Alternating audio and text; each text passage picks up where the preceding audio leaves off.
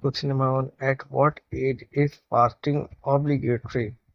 The answer is when a child reached adulthood, fasting is obligatory on him. Question number 2. Who is obligated to fast?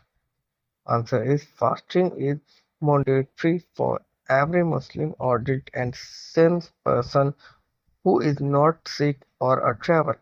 Question number 3. When does fasting start? The fasting starts with the call of dawn. Question number 4. When does the fast break? The fast is broken at the call of the West. Question number 5. In which month is fasting observed? Fasting is observed in the month of Ramadan. Question number 6. How many days of fasting are observed in the month of Ramadan? Answer. There are generally 29 or 30 fasts in Ramadan.